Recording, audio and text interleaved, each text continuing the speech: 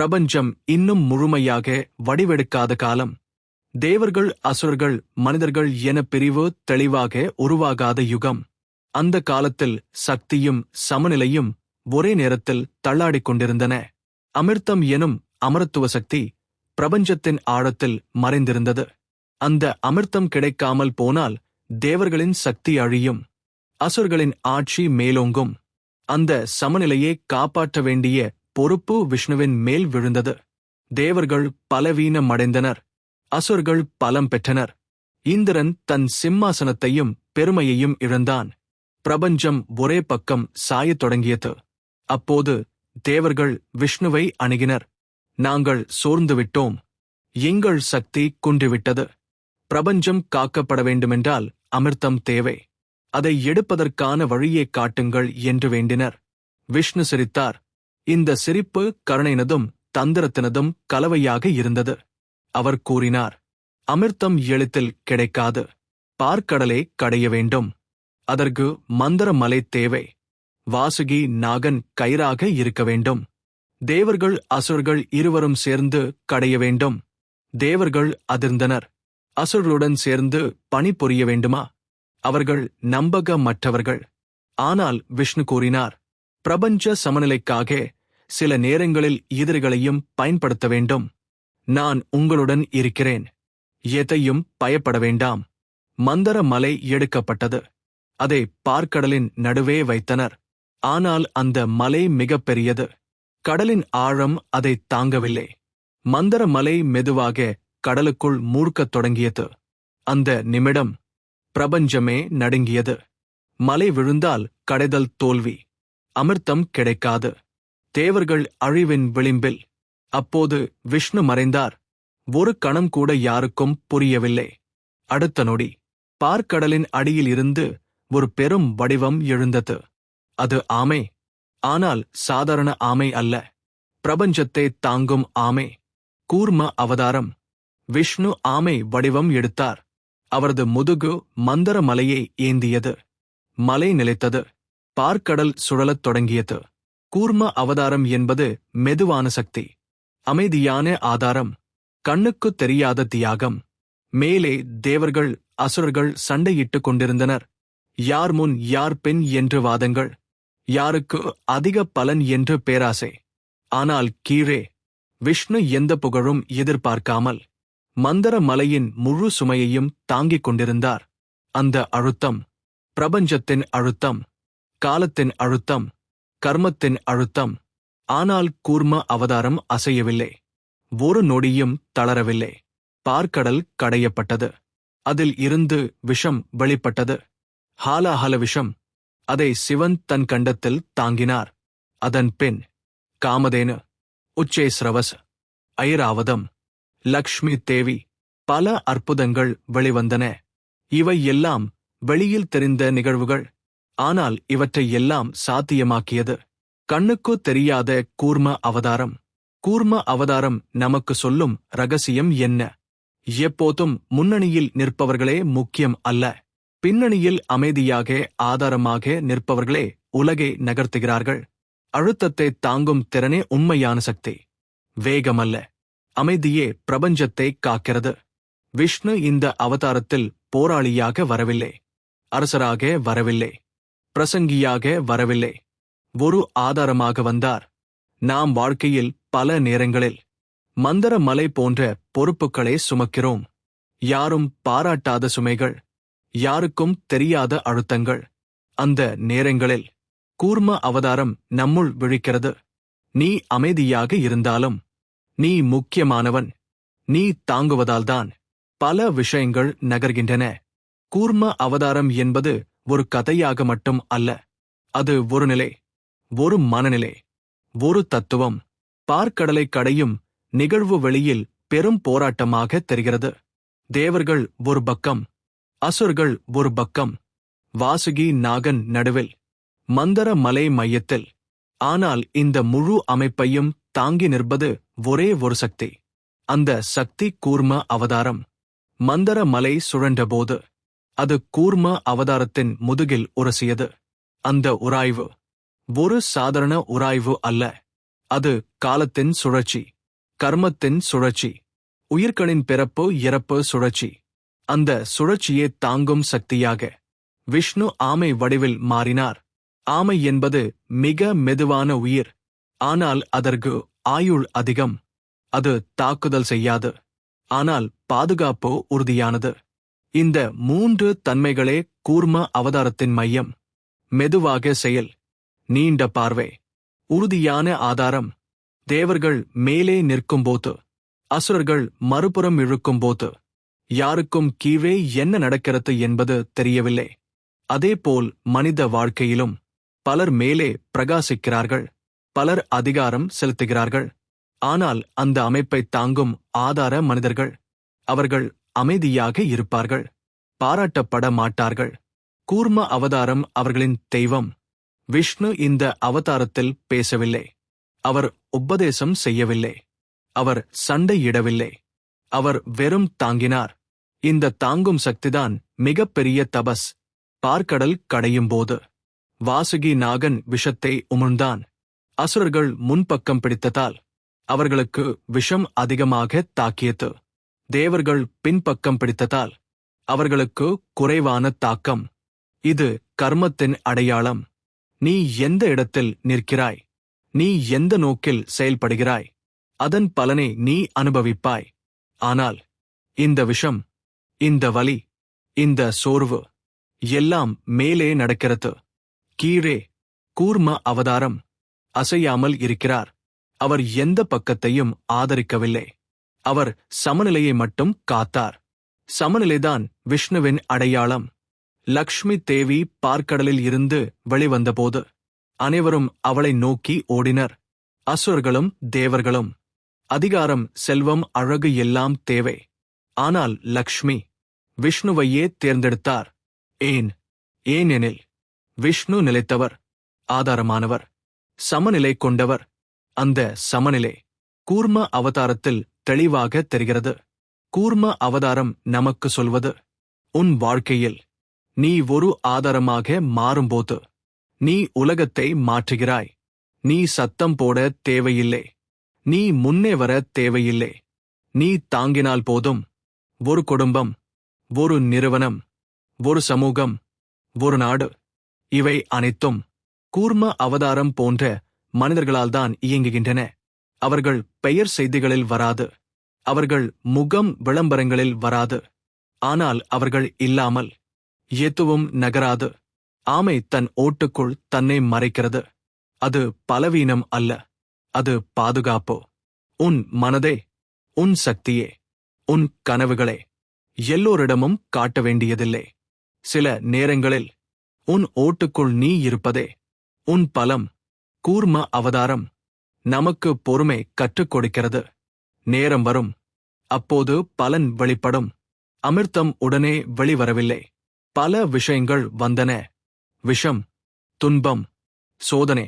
ஆனால் கடைசியில் அமிர்தம் வந்தது. வாழ்க்கையிலும் முதலில் சோதனைகள் வரும், வலி வரும், தியாகம் வரும். ஆனால் நீ கூர்ம அவதாரம் போல தாங்கினால் அமிர்தம் உறுதியாக வரும். இந்த அவதாரம் யோகத்தின் அடையாளமும் கூட.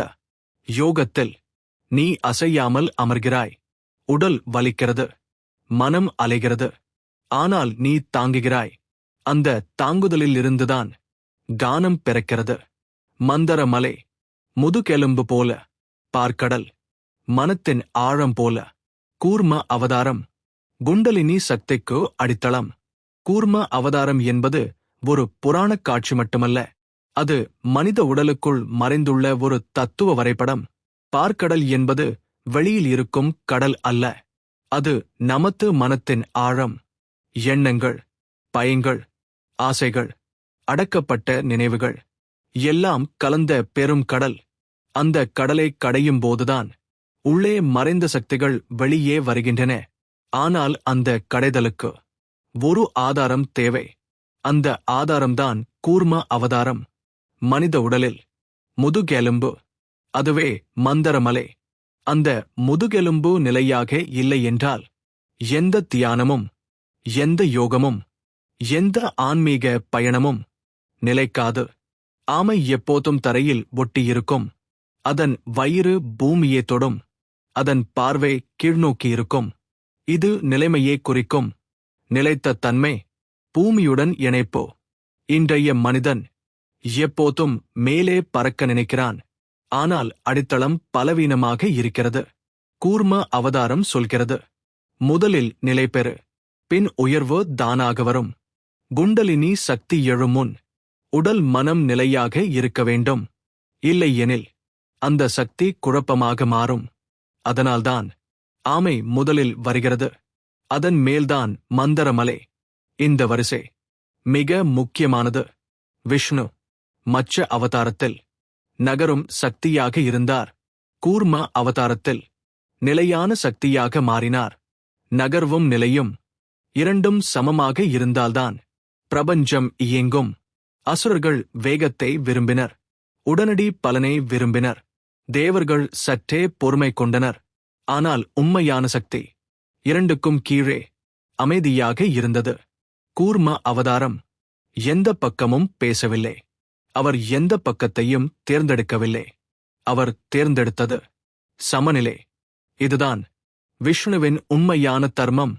வாழ்க்கையில் நீ எல்லா சண்டையிலும் கலந்து கொள்ள வேண்டியதில்லை.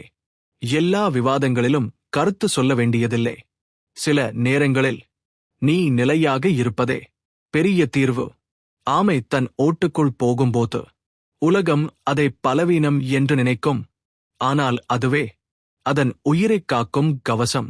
இன்றைய காலத்தில் மௌனம் ஒரு சக்தி, தனிமை ஒரு பயிற்சி, அமைதி ஒரு ஆயுதம். கூர்ம அவதாரம் நமக்கு இதை கற்றுக் கொடுக்கிறது. பார்க்கடல் கடையும் போது நேரம் மிக நீண்டது. உடனடி பலன் இல்லை. இன்றைய மனிதன் உடனடி வெற்றி, உடனடி புகழ், உடனடி செல்வம் என்று ஓடிக்கொண்டிருக்கிறான்.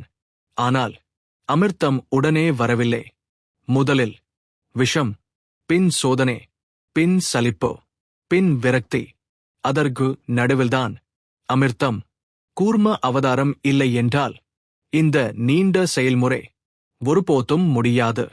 உன் வாழ்க்கையில் நீ தாங்கும் காலம் மிக முக்கியமான காலம்.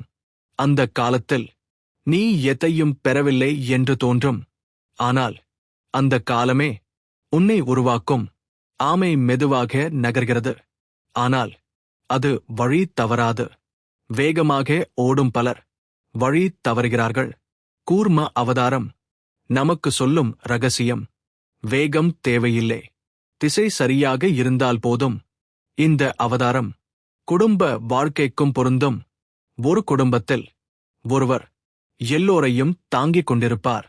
அவர் பேச மாட்டார், புகார் சொல்ல மாட்டார். அவரே அந்த குடும்பத்தின் கூர்ம அவதாரம். அவர் இல்லாமல் அந்த குடும்பம் சரிந்துவிடும்.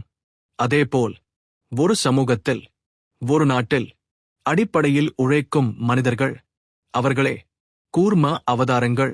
அவர்கள் மீதுதான் முழு அமைப்பும் சுழல்கிறது. விஷ்ணு இந்த அவதாரத்தில் தன்னை மறைத்தார். ஏனெனில் உண்மையான சக்தி வெளியில் தெரிய வேண்டியதில்லை. நீ உன் வாழ்க்கையில் யாருக்கும் தெரியாமல், யாரும் பாராட்டாமல் சரியானதை செய்து கொண்டிருந்தால் நீ ஏற்கனவே கூர்ம அவதார பாதையில் இருக்கிறாய். இந்த கதை ஒரு காலத்தில் நடந்தது என்று நினைக்க வேண்டாம். இது இன்றும் நடக்கிறது. ஒவ்வொரு மனத்திலும், ஒவ்வொரு வாழ்க்கையிலும். கூர்ம அவதாரம் மனிதன் அனுபவிக்கும் மன அழுத்தத்தின் ஆழ்ந்த ரகசியத்தையும் வெளிப்படுத்துகிறது. மன அழுத்தம் என்பது சுமை அல்ல. அந்த சுமையை தாங்கும் திறன் இல்லாத போதுதான் அது வலியாக மாறுகிறது. மந்தர மலை முழு எடையுடன் கூர்ம அவதாரத்தின் மேல் இருந்தது. அந்த மலைக்கு எடை குறையவில்லை. ஆனால் கூர்ம அவதாரம் உடைந்துவிடவில்லை. ஏன்? ஏனெனில் அவர் எதிர்த்தார் இல்லை, அவர் ஏற்றுக்கொண்டார். வாழ்க்கையில் நாம் செய்யும் மிகப்பெரிய தவறு சுமையை எதிரியாக பார்ப்பது. கூர்ம அவதாரம் சொல்கிறது, சுமையை ஏற்றுக்கொள், அதை எதிர்க்காதே, அதை புரிந்துகொள். அப்போது அதே சுமை உன்னை நசுக்காது, உன்னை வடிவமைக்கும். ஆமை நீரில் மூழ்கியும் சுவாசிக்க தெரிந்த உயிர். நீரில் இருந்தாலும் அது மூச்சை கட்டுப்படுத்த தெரியும். இது பிராணாயாமத்தின் அடையாளம். மன அழுத்தம் அதிகமான போது மூச்சு வேகமாகும், சிந்தனை குழப்பமாகும். ஆனால் மூச்சை மெதுவாக்கினால் மனம் தானாக நிலைபெறும். கூர்ம அவதாரம். மூச்சின் அவதாரம். ஆமை ஒரே மூச்சை நீண்ட நேரம் தாங்கும். அதேபோல் நீ ஒரு எண்ணத்தில், ஒரு நோக்கத்தில் நிலைத்திருந்தால் வெளிக்குழப்பம் உன்னை பாதிக்காது. பல கலாச்சாரங்களில் ஆமை உலகத்தை தாங்கும் உயிராக கருதப்படுகிறது. சில பழங்குடி நம்பிக்கைகளில் பூமி ஒரு பெரிய ஆமையின் முதுகில் உள்ளது என்று கூறப்படுகிறது. ஏனெனில் ஆமை என்பது ஆதாரத்தின் சின்னம், வேகம் இல்லாத ஆதாரம், சத்தம் இல்லாத சக்தி. இந்த சின்னம் இந்தியாவில் மட்டுமல்ல, உலகம் முழுவதும் ஒரே பொருளை சொல்கிறது. உண்மையான சக்தி காணாமல் இருக்கும். கூர்ம அவதாரம் கால சுழற்சியையும் குறிக்கிறது. ஆமை நீண்ட ஆயுள் கொண்டது. 100 ஆண்டுகளுக்கும் மேலாக வாழும். இது காலத்தின் மீது வெற்றி பெற்ற உயிர். வேகம் காலத்தை வீணாக்கும், பொறுமை காலத்தை நண்பனாக்கும். அதனால்தான் கூர்ம அவதாரம். அமிர்தத்திற்கு முன் வந்தார். நீண்ட பயணத்தில் முதலில் நிலைத்த ஆதாரம், பின் அமிர்தம். இந்த அவதாரத்தை வாழ்க்கையில் எப்படி நடைமுறைப்படுத்துவது? முதலில் உன் நாளை மெதுவாக்கு. எல்லாவற்றுக்கும் உடனடி பதில் தேவையில்லை. எல்லா அழைப்புக்கும் உடனே பதிலளிக்க வேண்டியதில்லை. எல்லா சண்டைக்கும் உடனே எதிர்வினை தேவையில்லை. சில நேரங்களில் மௌனம்தான் அதிக சக்தி. உன் உடலை நிலைபெற செய். உன் முதுகெலும்பை கவனி. உட்காரும்போது, நிற்கும்போது, நடைபோடும்போது. உடல்நிலை மனநிலையை தீர்மானிக்கும். நீ நேராக நின்றால் உன் மனமும் நேராகும். உன் வாழ்க்கையில் நீ யாருக்கோ ஒரு ஆதாரமாக இருக்கிறாய். அதை குறையாக நினைக்காதே. அதை சுமையாக நினைக்காதே. அது உனக்கு கிடைத்த கூர்ம அவதார தருணம். நீ தாங்கும்போது உலகம் சுழல்கிறது. நீ நிலைத்திருக்கும்போது பலர் நகர்கிறார்கள். இந்த உண்மையை உணர்ந்தால் உன் வாழ்க்கை ஒரு போராட்டமாக இருக்காது, ஒரு சாதனையாக மாறும். கூர்ம அவதாரம் நமக்கு வீரத்தை கற்றுக் கொடுக்கவில்லை, அவர் தாங்கும் தைரியத்தை கற்றுக் கொடுக்கிறார். அந்த தைரியம் அமைதியானது, ஆழமானது, நிலையானது. பார்க்கடல் இன்னும் கடையப்படுகிறது, அமிர்தம் இன்னும் தேடப்படுகிறது. இன்றும் ஒவ்வொரு மனிதனின் வாழ்க்கையிலும் ஒரு கூர்ம அவதாரம் தேவைப்படுகிறது. அந்த கூர்ம அவதாரம் வெளியில் இல்லை, அது உனக்குள். கூர்ம அவதாரம் தியானத்தின் ஆழ்ந்த வடிவமாகவும் விளங்குகிறது. இந்த தியானம் கண்களை மூடுவது அல்ல, உலகத்தை மறுப்பதும் அல்ல. உலகத்தின் முழு அழுத்தத்தையும் ஏற்றுக்கொண்டு அசையாமல் இருப்பதே. ஆமை தியானம் செய்யும் உயிர். அதன் கண்கள் திறந்தே இருக்கும், ஆனால் அது வெளி சத்தத்தில் கரையாது. நீ உன் வாழ்க்கையில் பிரச்சனைகளுக்குள் இருந்தாலும் அதில் கரையாமல் இருந்தால் அது கூர்மநிலை. இந்த நிலையை அடைய முதலில் உன் கவனத்தை முதுகெலும்பில் கொண்டு வா. முதுகெலும்பு என்பது உன் வாழ்க்கையின் தூண். அதை வளைத்து வாழ்ந்தால் உன் மனமும் வளைந்துவிடும். நிமிர்ந்து அமர், நிமிர்ந்து நட, நிமிர்ந்து நில். இந்த நிமிர்வு அகங்காரம் அல்ல, அது நிலை. மந்தர மலை சுழன்றாலும் கூர்ம அவதாரம் நிமிர்ந்தே இருந்தார். நினைவில் கொள், உன் வாழ்க்கையில் பலர் உன்னை சுற்றி சுழல்வார்கள். பிரச்சனைகள், பேச்சுகள், விமர்சனங்கள், அவை எல்லாம் மந்தரமலை. நீ கூர்மமாக இரு, அசையாதே, ஆனால் விழிப்புடன் இரு. இதுவே கூர்ம தியானம். உன் மூச்சைக் கவனி. மூச்சை மாற்ற வேண்டாம், கட்டுப்படுத்த வேண்டாம். ஆமை போல இயல்பாக இருக்கவிடு. மூச்சு மெதுவானால் மனம் நிலை பெறும். மனம் நிலை பெற்றால் உன் முடிவுகள் தெளிவாகும். வாழ்க்கை சிக்கல்களில் கூர்ம தீர்வு என்ன? உடனடி பதில் அல்ல, உடனடி கோபம் அல்ல, உடனடி பயம் அல்ல, ஒரு இடைவெளி. இந்த இடைவெளிதான் கூர்ம அவதாரம். யாராவது உன்னை காயப்படுத்தினால் உடனே பதிலடி கொடுக்காதே. ஆமை போல உன் ஓட்டுக்குள் செல். அந்த ஓடு உன் அறிவு, உன் அனுபவம், உன் விழிப்புணர்வு. அங்கிருந்து வெளியே வந்த முடிவு பெரும்பாலும் சரியானதாக இருக்கும். கூர்ம அவதாரம் போரத்தை தவிர்க்கும் அவதாரம். ஆனால் தோல்வியடையாத அவதாரம்.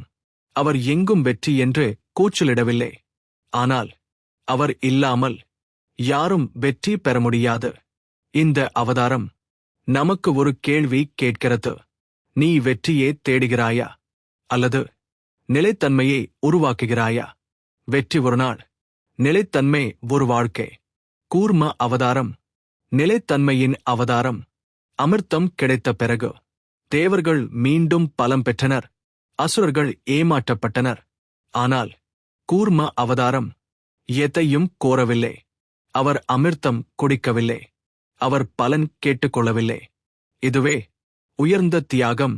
நீ உன் வாழ்க்கையில் யாருக்காவது உதவி செய்து அதற்கான புகழ் எதிர்பார்க்காமல் இருந்தால் அந்த தருணத்தில் நீ கூர்ம அவதாரம். இந்த உலகம் முன்னே நிற்பவர்களை மட்டுமே பாராட்டுகிறது. ஆனால் உலகத்தை தாங்குபவர்களே அதுவே மறைமுகமாக வணங்குகிறது. அந்த வணக்கம் உள்ளார்ந்த அமைதி. கூர்ம அவதாரத்தின் இறுதி ஆன்மீக சாரம். உலகம் உன் மேல் சுமையாக இருக்கலாம். ஆனால் நீ உலகத்தின் அடித்தளமாக இருக்க முடியும். சுமை உன்னை உடைக்காது. நீ தாங்கினால் உலகம் சுழலும். இந்த உண்மை ஒரு புராணம் அல்ல, ஒரு வாழ்க்கை விதி. இப்போது கேள், உன் வாழ்க்கையில் நீ ஓடிக்கொண்டிருக்கிறாயா அல்லது நிலைத்திருக்கிறாயா? நீ நிலைத்திருந்தால் உன்மேல் மந்தர மலை சுழலலாம். அந்த சுழற்சியில் அமிர்தம் பிறக்கும். கூர்ம அவதாரம் ஒரு கதை அல்ல, ஒரு அழைப்போ. அமைதியாக, ஆழமாக, நிலையாக உன் உள்ளே இருக்கும் ஆமை சக்தியே இன்று உணர். அதுவே உன் உண்மையான பலம். இப்போது இந்த அவதாரத்தை இன்னும் ஆழமாக புரிந்து கொள்ள வேண்டும்.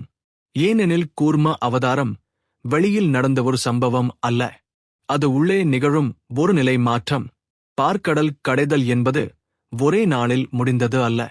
அது நீண்ட காலம் எடுத்த ஒரு செயல்முறை.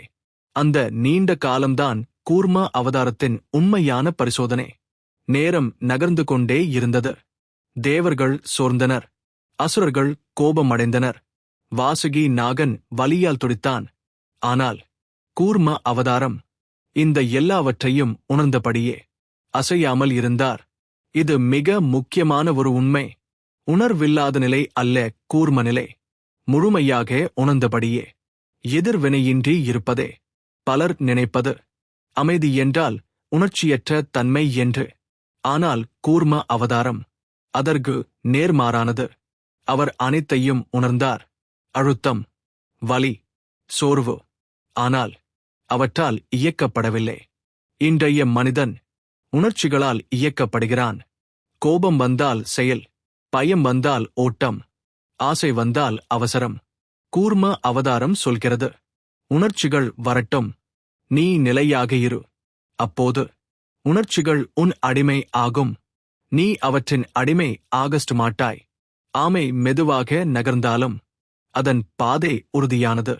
வாழ்க்கையில் நீ மெதுவாக முன்னேறினாலும் உன் அடிப்படை சரியாக இருந்தால் நீ ஒருபோதும் வீழமாட்டாய். கூர்ம அவதாரம் நம்மை ஒரு கேள்வி கேட்க வைக்கிறது. நீ உன் வாழ்க்கையே வேகத்தால் அளக்கிறாயா அல்லது நிலைத்தன்மையால் அளக்கிறாயா? வேகம் வெளியில் கவர்ச்சியாக தெரியும், ஆனால் நிலைத்தன்மைதான் நீடிக்கும். பார்க்கடல் கடைதலில் பல அற்புதங்கள் வெளிவந்தன. அவை எல்லாம் தற்காலிகம். ஆனால் கூர்ம அவதாரம் நிலையானது. அற்புதங்கள் வந்து போகும், ஆனால் ஆதாரம் இருந்தால்தான் அவை நிகழ முடியும். இன்றைய சமூகமும் அப்படியே.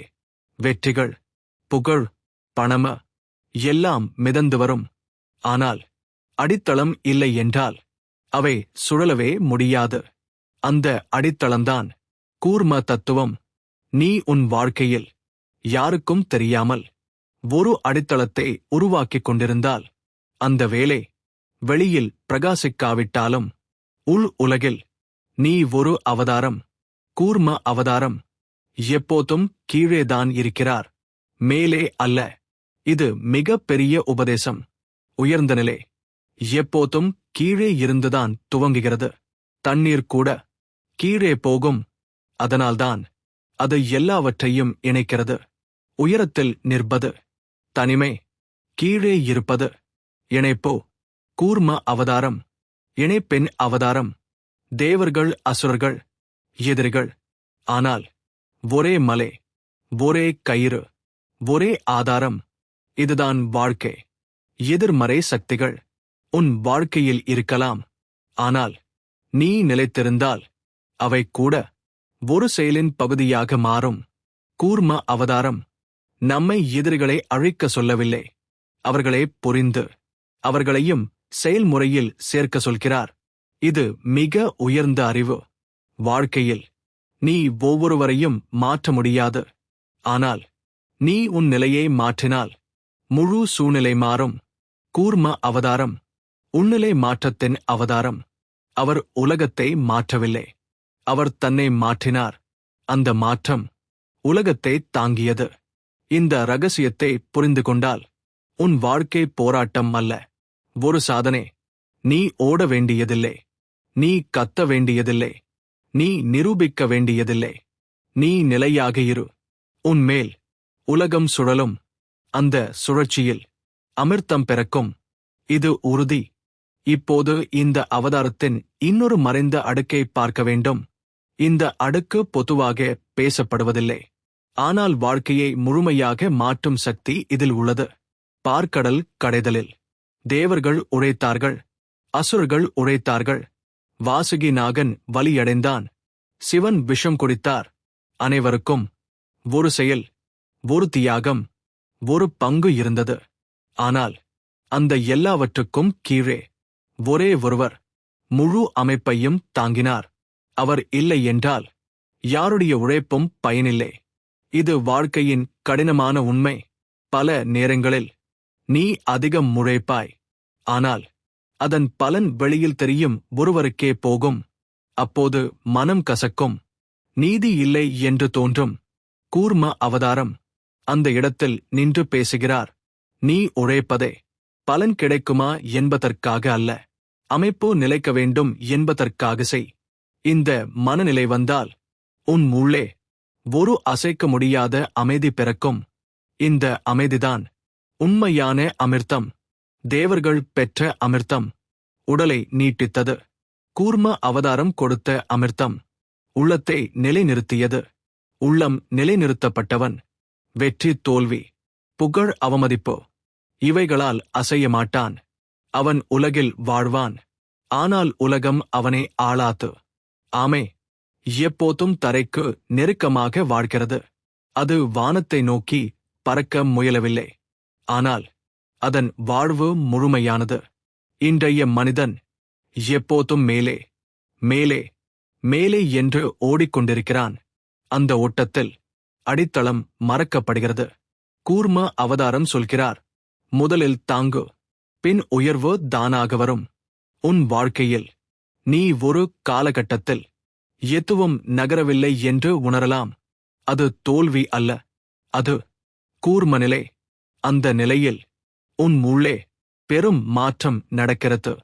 வெளியில் எதுவும் நடக்கவில்லை போல தெரியும், ஆனால் உள்ளே அடித்தளம் உருவாகிறது.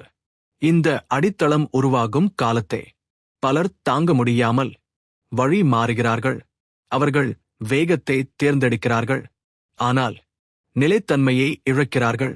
கூர்ம அவதாரம் அந்த இடத்தில் நின்று சொல்கிறார், நில், பொறுமையாக நில். உன் காலம் வரும். பார்க்கடல் கடைதல் ஒரு நாளில் முடியவில்லை.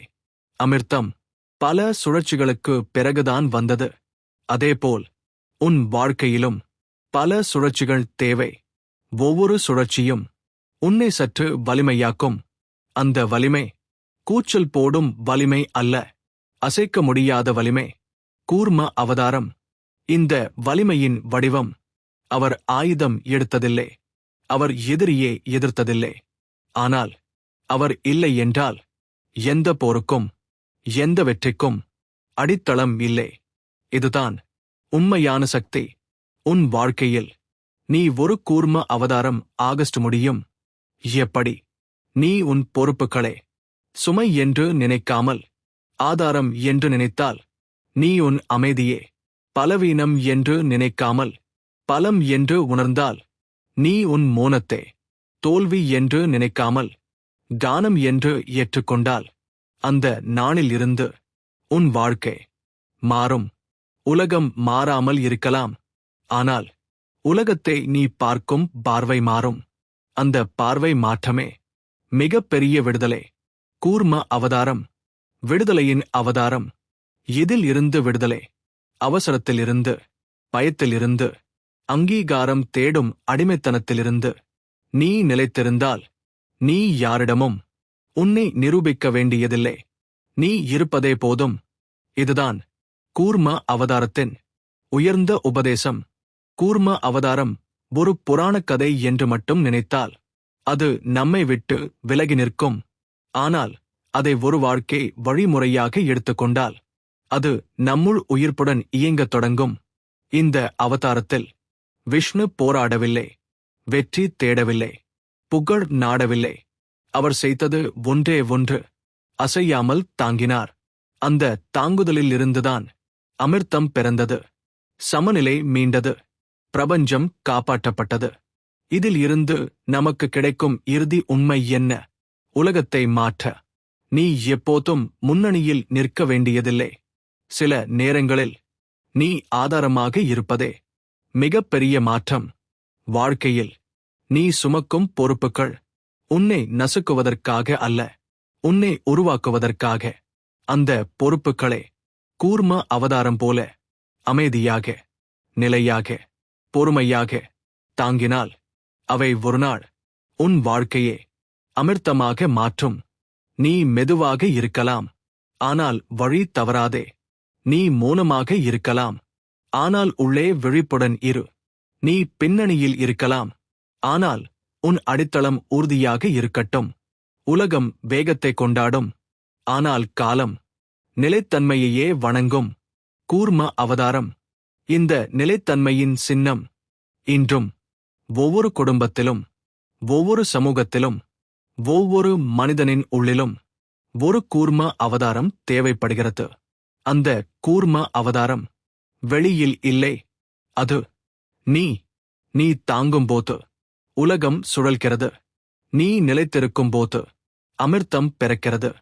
இதுவே கூர்ம அவதாரத்தின் முழுமையான, இறுதி, உயர்ந்த ஆன்மீக சாரம்.